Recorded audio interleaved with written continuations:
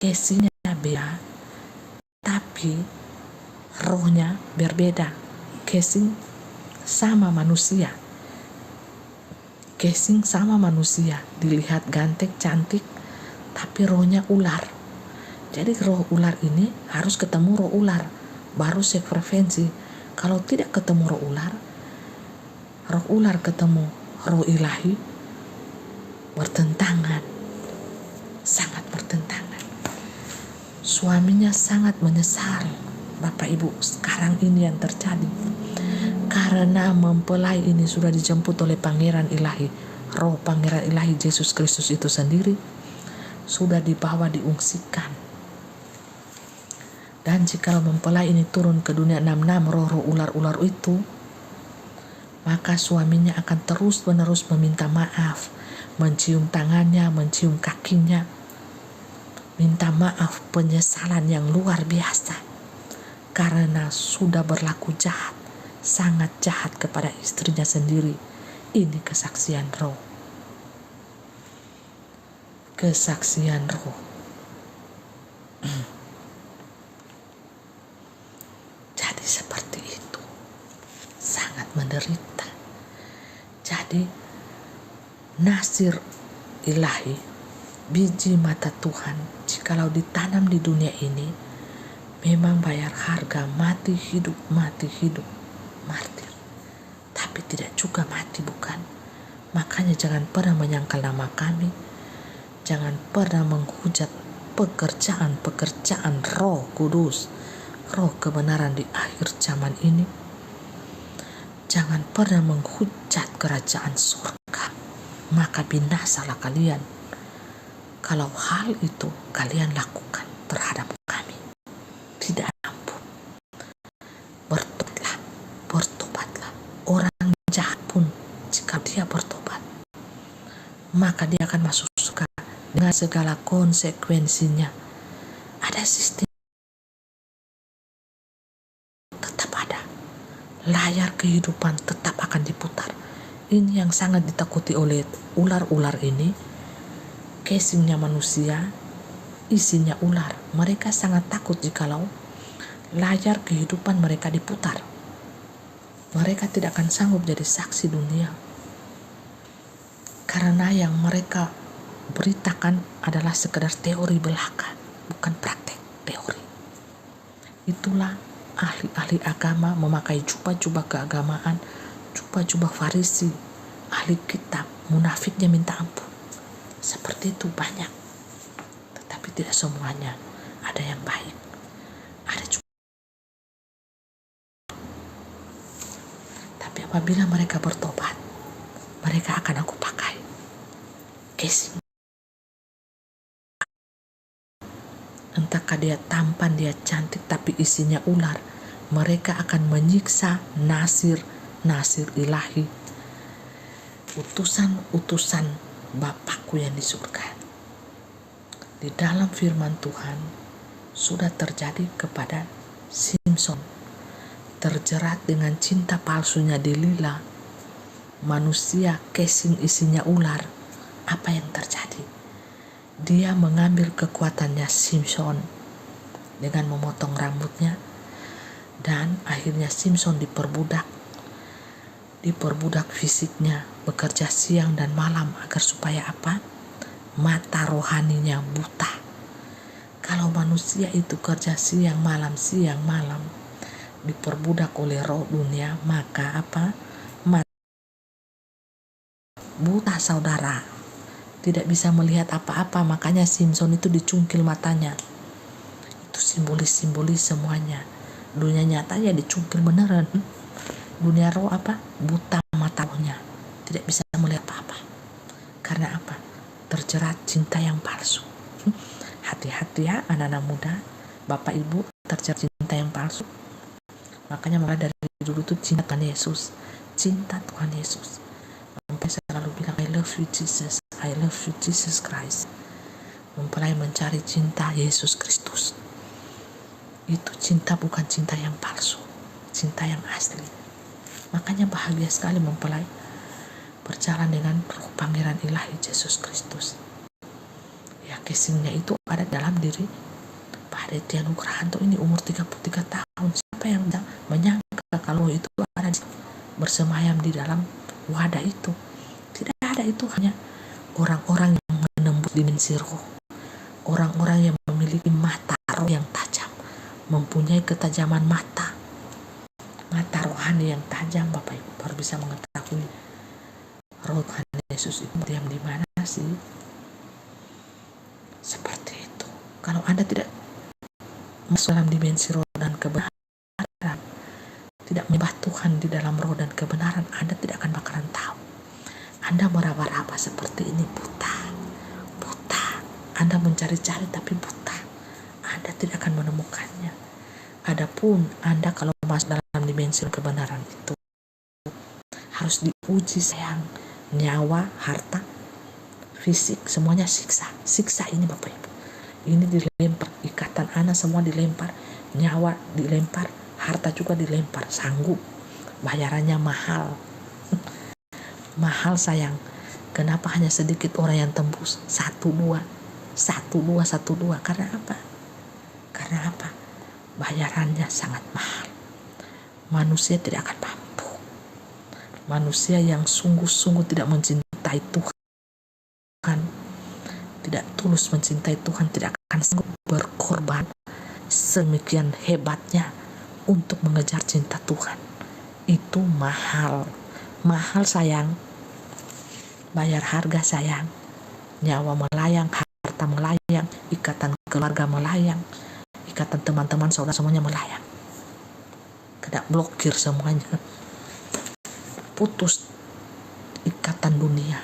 Tembok harus diruntuhkan. Tembok keegoisan, tembok keangkuhan, tembok suka makan puji, tembok ingin disanjung, dihargai, tembok debatan, semuanya identitas diri rontok. Itulah baru Anda bisa menembus dimensi ilahi, ruangan Maha Kudus, dan Anda berkata, siapakah aku di Tuhan? Aku hanya manusia yang berdosa dan terhina di muka bumi ini. Seperti itu, Bapak Ibu. Seperti itu. Mahal, sayang. Untuk mematikan keinginan daging, menghidupkan keinginan roh sangat mahal. Ya, jangan Anda terlalu menghina-hina pekerjaan Tuhan. Jangan. Manusia sadar. Anda terlalu menghina-hina. Pada saat berubah kami tubuh supranatural, Anda akan cengingisan di situ, termehek-mehek di situ, menangis, terdapat ratap tangis dan gigi. Sekarang Anda bilang selingkuhan, siap selingkuh. Ya, mempelai itu sudah menikah di alam roh 2 tahun lalu, menikah di alam roh, pernikahan yang di tingkat paling tinggi, pernikahan roh di alam dimensi roh. Itu ada di firman Tuhan, semuanya telah terjadi. Pernikahan anak domba ilahi 2 tahun yang lalu. Pertemuannya di dunia nyata itu barusan terjadi. Seperti itu, di dunia roh dulu terjadi, baru di dunia nyata. Habis pernikahan itu mempelai dibawa jalan-jalan. Bukankah di live mempelai itu 2 tahun yang lalu mempelai sudah memberikannya.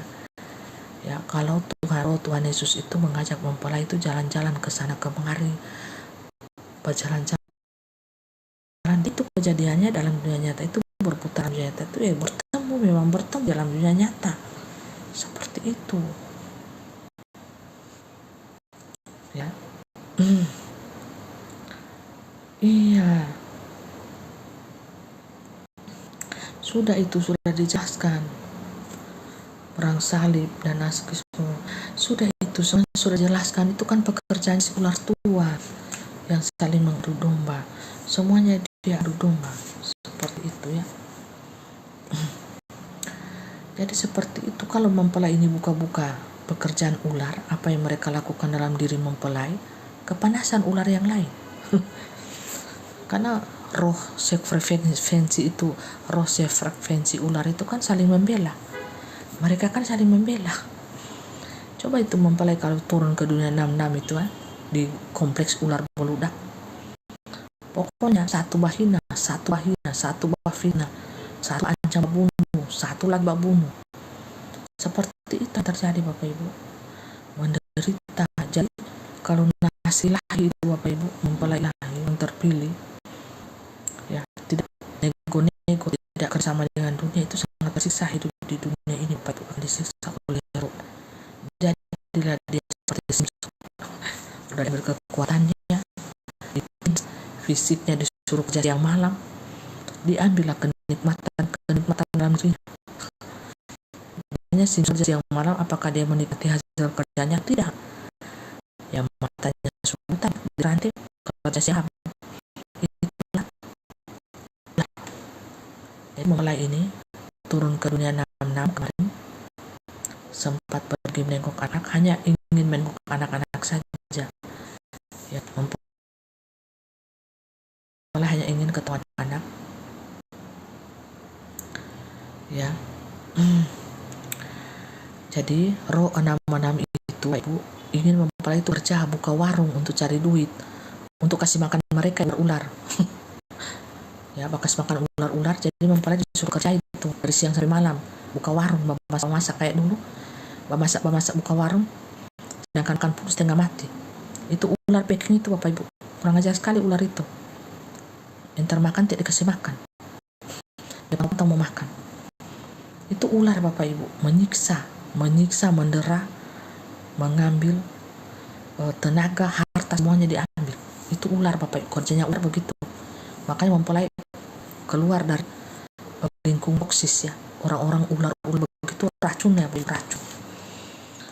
beracun Bapak Ibu, mempelai suka tidak jadi mempelai hanya melihat saja.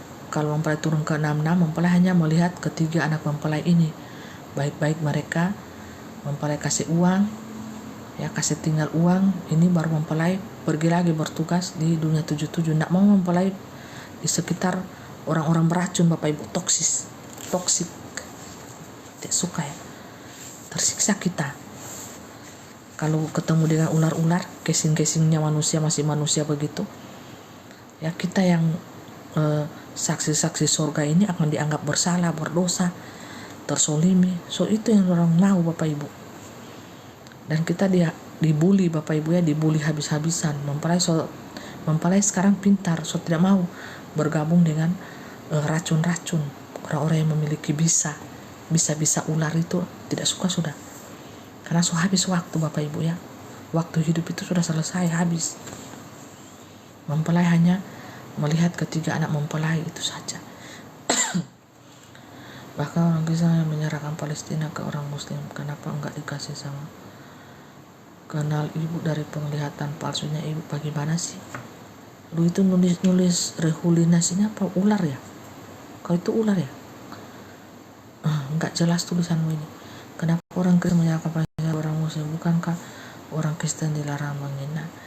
Iyalah, tidak usah pandang-pandang orang Yahudi ke orang Palestina, semua sama di mata Tuhan. Henry Habibin, kau itu kalau sakit minum obat, kau so minum obat belum?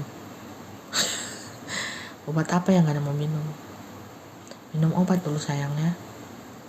Minum obat Henry, so Henry Abidin lah, Henry Abodon lah, atau ngana Abadon.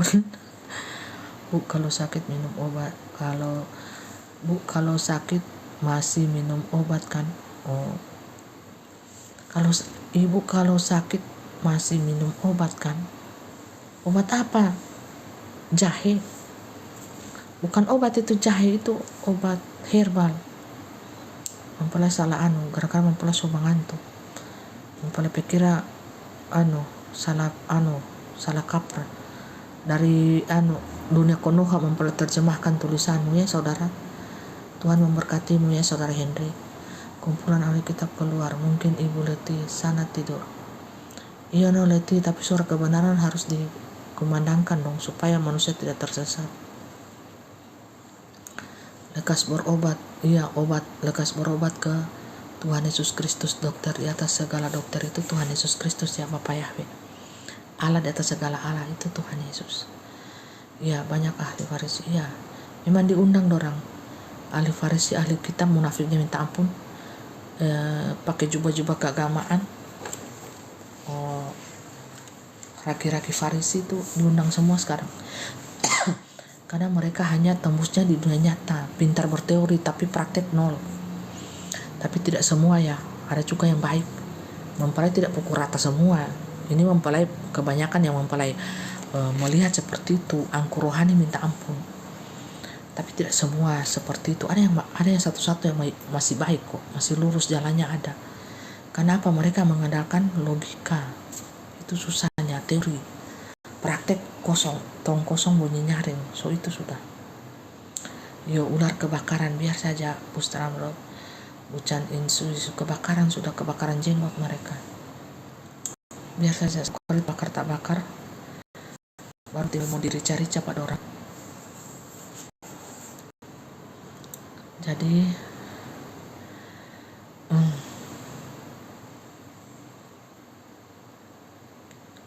nah ini magnum ini setan Bapak Ibu ya. Setan dia ini. Dia yang dia katakan itu yang ada sosok di dalam dirinya.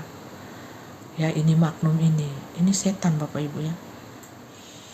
Jadi seperti itu, setan itu, cara kerjanya setan itu, kalau di dalam dirinya setan, dia itu akan lempar tuduhan itu kepada orang yang memiliki roh Tuhan, roh ilahi. Begitu setan Bapak Ibu, kan setan ini pendusta, bapak segala pendusta.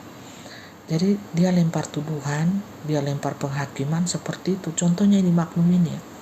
Ini kan menyamar dia pakai nama samaran. Jadi di dalam dirinya itu setan, dia lempar tuduhan itu ke orang lain, ke hamba-hamba ilahi, saksi-saksi surga. Kau mau lawan saksi surga yang super cahaya.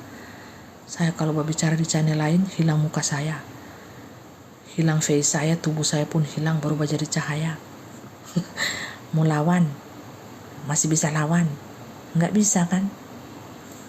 Banyak bacot saja, banyak tulisan yang dari setan itu tak mempelai, tak peduli, namanya setan ya, pendusta. Setan yang ada dalam dirinya itu yang dia katakan, dia tuduhkan kepada mempelai. Seperti itulah setan ngatai setan, dia sendiri setan, seperti itu. Jadi mempelai itu kan bongkar-bongkar pekerjaan setan. Jadi setan itu ingin tubuh fisik kita itu kerja, tidak punya waktu untuk Tuhan. Ya, sehingga mata rohani kita itu menjadi buta, seperti contoh Simpson. Nah, mempelai juga akan dibuat seperti itu, tapi dengan bujukan rayuan yang sangat halus. Kamu tidak usah bersaksi, kamu jangan memberitakan firman Tuhan. Ya, tidak usah pakai HP, tidak usah lagi memberitakan firman, bersaksi atau apa. Buka warung saja. Ya, buka warung saja. Diperbudak ini. Ini masuk dalam perbudakan fisik. Kalau kita Bapak Ibu, tubuh kita yang diperbudak oleh ular, dari pagi sampai malam kerja, kita tidak ingat lagi waktu untuk Tuhan, bersekutu dengan Tuhan. Karena apa? Sudah capek. Dan dalam perbudakan itu kita akan dilarang makan, ya, kita akan di-cap, jiwa kita itu akan ditekan. Seperti itulah. Baru datanglah ular-ular yang lain ini, di pekomplotan ular-ular ini datang, bahina, bahakimi, bahfitnah, ngerumpi sana sini, basindir. Itu komplotan ular. Nah, makanya mempelai kami ini kami ungsikan dari komplotan ular ini. Banyak sekali komplotan ular di sekeliling mempelai. Makanya kami ungsikan, dia harus keluar dari rombongan orang-orang yang toksis, beracun. Mulutnya itu beracun. Ya, pura-pura baik, pura-pura manis-manis depan orang, tapi beracun, sangat beracun mulut mereka itu. Ya, untuk membuat drop mempelai kami ini. Kami tahu mata kami tidak buta melihat segala sesuatu yang terjadi dalam kehidupan mempelai kami ini. Mereka kira kami tidur apa? Aduh, manusia. Seperti itulah manusia-manusia munafik. Seperti itu ya.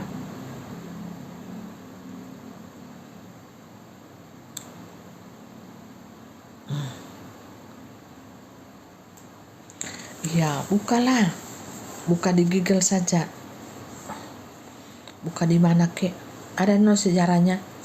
Versi dunia kek, versi alam roh. Terserah kalian mau percaya versi dunia, versi alam roh. Terserah. Kasihan ya. Dunia itu mau ditipu-tipu saja.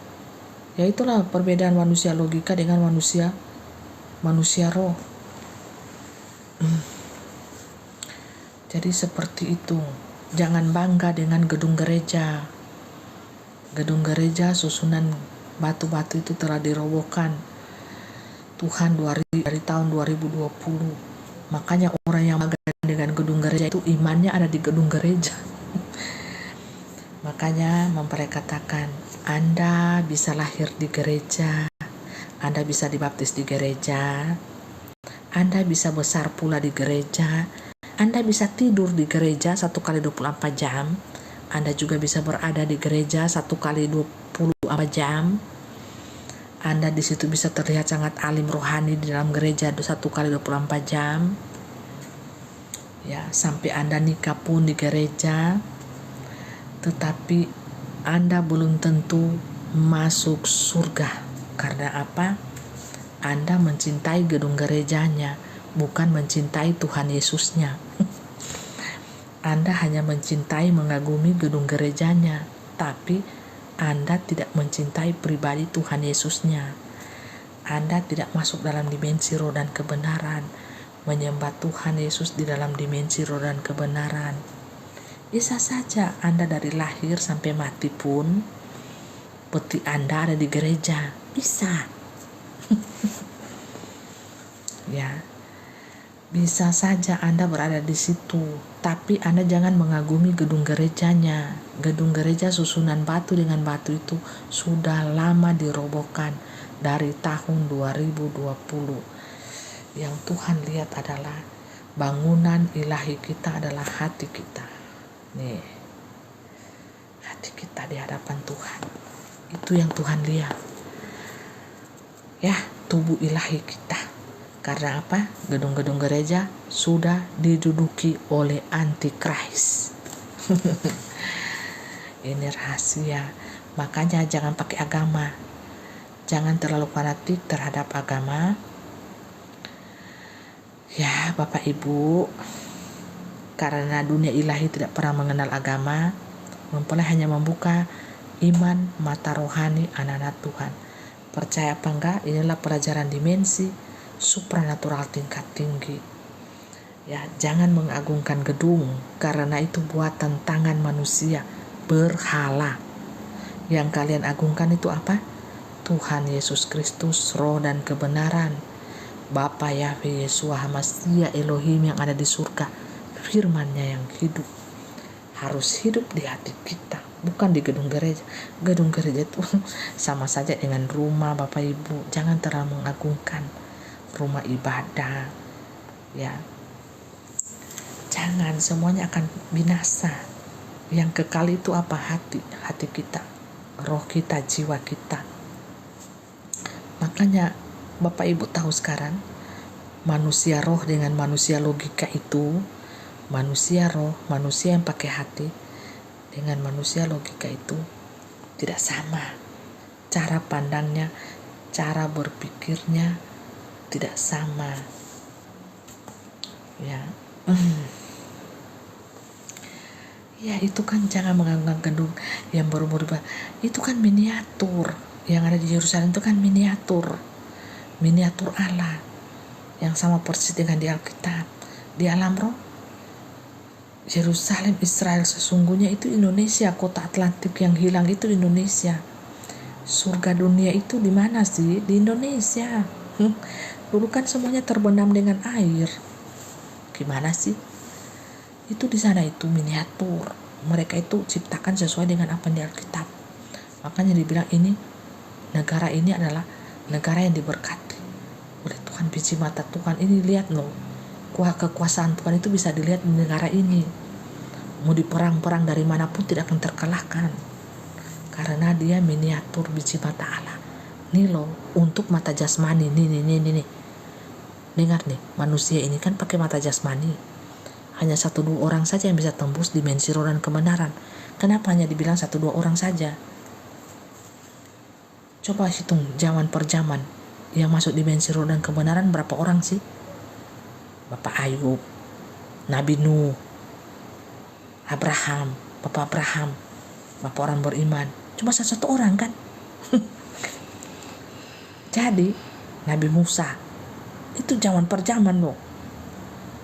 Semua kan manusia ini rata-rata pada pakai logika. Karena apa? Kalau pakai mata rohani, Bapak Ibu bayar harga, susah sekali, susah. Manusia itu tidak mau sakit, manusia itu tidak mau menderita, manusia itu tidak mau sakit. Itu naluri manusia dalam kemanusiaannya manusia. Karena manusia ini terdiri dari darah dan daging, sukanya enak-enak kenikmatan dunia. Nah, mau mereka tembus di alam roh yang bayar harganya mati hidup, disiksa menderita, harus puasa lah, harus baca firman lah, harus inilah. Mana mau? Manusia itu kan suka yang enak-enak. Makanya tidak tembus roh dimensi dan kebenaran. Makanya Tuhan nyiptain nih Israel nih miniaturku. Kalian bisa lihat nih, ini negara yang aku berkati, ini negara yang aku di dalamnya kuasaku nyata. Gitu. Paham sampai sini? Supaya manusia jasmani ini yang bodoh-bodoh, yang tolol-tolol lah, bodoh, tolol, angkunya minta ampun, dikasih tahu benar, kebenaran tidak mau terima. Merasa diri paling pintar, padahal dikasih tahu kebenaran tidak mau terima. Saking bodohnya, tidak temu dimensi roh dan kebenaran, tapi balagak-lagak sok pintar. Kepintarannya pakai logika. Makanya kepintarannya manusia logika di mata kami itu suatu kebodohan, dan di mata manusia logika kepintaran kami ini adalah bodoh bagi mereka. Sama. Tak putar tak balik toh, tak putar tak balik. Jadi masing-masing lah saling menghargai ya. Kalau tidak tembus roh dan kebenaran, Bapak diam saja toh sebanyak mulu. bikin dosa Anda di situ ya. Jadi itu yang bisa dilihat oleh manusia jasmani, bisa pergi basiara di sana, pergi baliat, mau pergi makan ke itu ikan danau, ikan sungai Jordan, ikan sungai apa di sana, makan di sana karena itu miniatur yang bisa dilihat oleh mata jasmani. Karena mata roh kalian itu buta, tidak bisa melihat Israel yang sesungguhnya. Taman surga itu, taman Eden itu, kota Atlantik yang hilang itu ada di mana? Indonesian. Kota Atlantik yang hilang tuh, mengerti? Benar tuh. Jadi bengkok logika, kalian mau pahami itu bengkok. Tidak mampu kalian selami itu. Hikmat ilahi itu tinggi, sangat tinggi. Dunia 666 itu tidak bisa menyelami dunia 777. Hikmat ilahi tidak mampu. Bengkok sayang logika kalian. Karena kalian pengandalannya ini logika. Makanya dikasihlah miniatur. Kalau kalian ingin melihat kuasa Allah di tengah-tengah dunia ini, lihatlah pemeliharaan Allah kepada bangsa Israel itu. Mau diserang ke semua negara serang, dia ndak akan kalah Bapak Ibu, karena dia miniaturnya Allah di muka bumi ini secara mata jasmani. Tahu kan ini mata jasmani yang bisa dilihat? Bukalah kacamatamu apabila kau memandangku. Indah bola matamu. Seperti itu. Ini mata jasmani ya. Beda dengan mata roh. Beda sayang.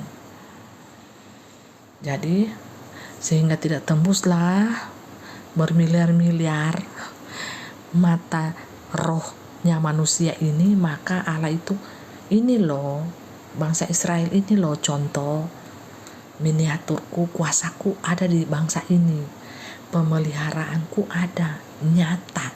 Bangsa ini istimewa karena dia aku berkati, karena dia aku pimpin, karena dia semua berkat ada pada dia. Bangsa ini tidak akan terkalahkan. Dengar ini baik, miniatur contoh bagi dunia nyata yang pakainya logika. Kenapa hampir seluruh dunia ini manusia pakai ini logika? Susah tembus di alam roh itu, susah Bapak Ibu. Bayar harga, mati hidup menderita minta ampun.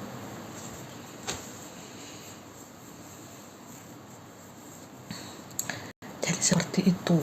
Bangsa yang dipakai membunuh orang, ya itu no, kan bangsa, diberkatinya bangsa, bukan pribadi. Per pribadi itu kalian tidak tahu ya, isi bangsa itu kan manusia biasa, manusia kedagingan yang kepala batu bebal minta ampun. Kan sudah tertulis itu dalam firman Tuhan kan, bangsa Israel itu kepala batu bebal, aku minta ampun kepala batu. Seperti itu. Kalau kalian tidak masuk dimensi roh, kalau dari dunia ilahi memahami dimensi 66 itu biasa saja, kecil.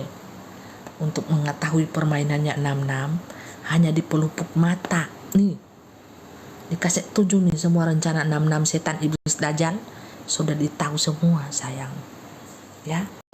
Jadi seperti itu. Kalau manusia 77 menyelami dimensi 66 itu sangat gampang.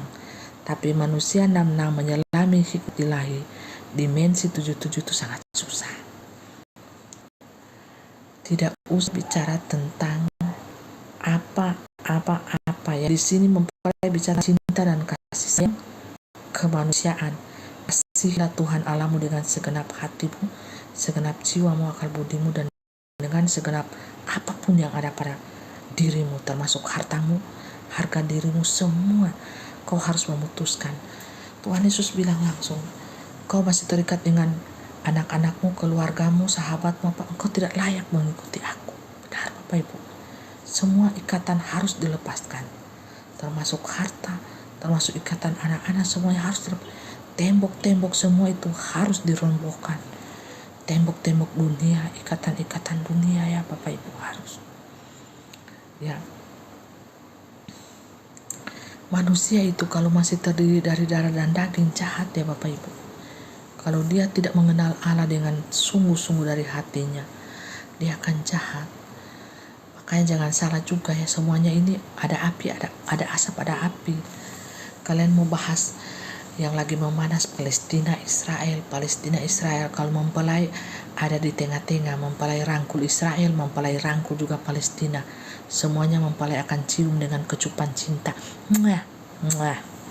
Tidak ada perbedaan, karena kita semua adalah makhluk ciptaan Tuhan yang berharga di mata Tuhan, yang disayang oleh Tuhan. Bangsa Yahudi Israel itu ganteng-ganteng, cantik-cantik. Palestina itu juga ganteng-ganteng, cantik-cantik. Dua-duanya keturunan Adam dan Hawa. Dua-duanya keturunan Abraham dari Ishak dan Ismail. Yang satunya dari Sarah, yang satunya dari Hagar, pembantunya. Jadi bersaudara, ya bersaudara sebenarnya, cuma karena ego setan itu pakai manusia ya. Jadi kalau perang itu di belakangnya itu ada setan, ada ego. Siapa yang duluan memantik? Ada asap, ada api, semuanya terjadi. Ya ada asap, ada api. Tentulah di antara asap dan api itu ada yang pakai kipas-kipas juga kan. Jadi semua Tuhan kasihi ya. Sekarang mempelai mau pamit, mau istirahat ya, karena capek ya Bapak Ibu ya. Jadi semoga Bapak Ibu juga, saudara-saudari yang dikasihi Tuhan, mimpi yang indah pada malam hari ini. Jangan dulu mimpi berperang-perang ya, mimpi indah saja ya. Karena perang sementara jalan. Kita ini Bapak Ibu, di sana perang bom, di sini perang nyawa. Di sana orang baku perang bom Bapak Ibu, di sini kita baku perang nyamuk. Habis nyamuk DBD itu nyamuk program pertama. Jadi nyamuk program kedua itu nyamuk biongo. Jadi dari nyamuk biongo untuk mengatasi nyamuk DBD. Jadi kan, nah akan muncul lagi nyamuk ketiga lagi. Kalau tidak mempan di nyamuk kedua, ada lagi DP nyamuk ketiga sayang. Ya, DP nama nyamuk bodoh-bodoh. Jadi seperti itu ya. Jadi dia akan berentetan, peristiwa ini akan terjadi. Di sana baku perang bom, di sini baku perang nyawa.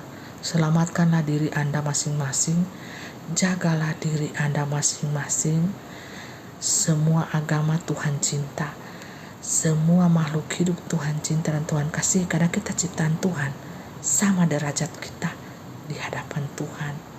Saling mengasihilah, saling mencintailah selama masih hidup menjadi manusia.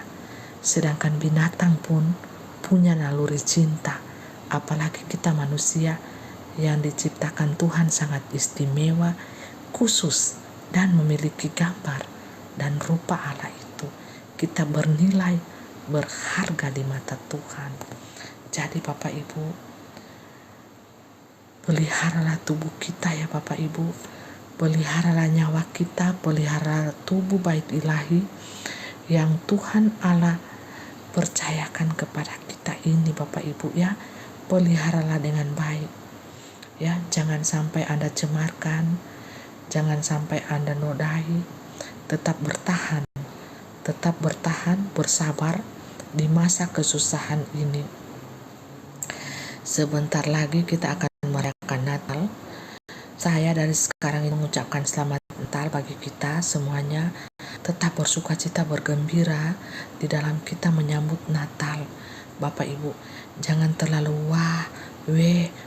yang penting hati kita tertuju kepada Tuhan terus, karena hari ini adalah hari-hari yang jahat. Bapak Ibu ya, itu pesan mempelai ya pada saat ini. Ya, jangan sampai kita tertidur sehingga pelita iman kita itu mati. Jangan sampai ya Bapak Ibu. Kobarkanlah pelita imanmu. Nyalakanlah api rohmu di dalam hatimu. Dan tetaplah giat bersaksi. Muncullah sebagai saksi-saksi surga yang memberitakan kebenaran surga. Kebenaran, cinta, kasih, dan penglihatan tentang masa yang akan datang. Karena aku berkata kepadamu bahwa aku akan menyertai kamu sampai pada kesudahan zaman ini. Jangan takut sebanyak 365 hari. Dan berjalanlah engkau di tengah-tengah umat yang telah rebah imannya. Walaupun 10.000 rebah di samping kiri kananmu, tetapi engkau akan berjalan di tengah-tengah kemuliaanku. Engkau akan berjalan dengan muka yang terangkat dan dengan berbaju sirahkan kebenaran, kekudusan hidup, iman, perlengkapan rohani yang lengkap ada di dalam tubuh rohmu. Pergunakanlah itu dengan berkasutkan kebenaran, memberitakan firman Allah dan kerelaan hatimu di dalam setiap segi kehidupanmu. Jadi ada kerelaan hati untuk melangkah, bukan secara terpaksa, tetapi kerelaan hati di dalam melangkah, memberitakan kabar sukacita. Jangan percaya kepada mulut-mulut mereka yang mengatai engkau penyesat, sesat, karena engkaulah yang sedang berjalan di tengah 10.000 rebah di samping kiri kananmu, tetapi engkau akan melangkah dengan muka yang tegap, terangkat, dan berbaju sirahkan kekudusan, kebenaran, hidup, dan berketumpungkan keselamatan. Baju sirahmu adalah baju iman, firman Allah yang hidup, dan berkasutkan kerelaan hati, berikat pinggangkan keadilan dan kebenaran. Itu saja yang ingin aku sampaikan kepada kalian. Penyesat adalah mereka yang menyangkal kuasaku, dan mereka yang telah mengajak domba-dombaku memakai tanda itu adalah mereka yang nabi-nabi palsu, penyesat di muka bumi ini. Dan hambaku yang sedang berbicara ini adalah mempelai khususku, malaikat khusus yang telah turun di muka bumi ini, yang tak bersayap, tetapi apabila kalian mau melihat dia, wujud dia ada di kamera, dia akan berubah wujud dalam bentuk cahaya kemuliaan kuasaku. Sampai di sini, sampai kita bertemu di lain waktu. Semoga kita dalam keadaan sehat-sehat, dan dalam keadaan bahagia, dan di dalam keadaan sukacita. Damai sejahtera kutinggalkan bagimu, damai sukacita surgawi yang berasal daripada Bapakku, hendaklah diam di dalam hatimu dan bersukacitalah, bergembiralah. Jagalah wadahmu baik-baik sebagai tubuh manusia. Itulah tubuh ilahimu adalah wadahmu itu sendiri. Dan jagalah hatimu dengan segala kewaspadaan. Shalom, shalom Elohim, shalom Elohim, shalom Elohim. Haleluya, haleluya. Diberkatilah engkau yang ada di ladang, diberkatilah engkau yang ada di rumahmu, diberkatilah anak cucumu, diberkatilah dirimu sendiri, diberkatilah engkau yang ada di jalan, di tempat usahamu, ataupun dimanapun engkau berada, dengan damai sejahtera, sukacita, bahagia, dan Bapakku mengasihi dan mencintai kalian semuanya. God bless you all. Selamat malam, selamat beristirahat semuanya. Semoga kita baik-baik dalam sehat-sehat selalu. Yahweh memberkati kita. Amin. Amin. Amin.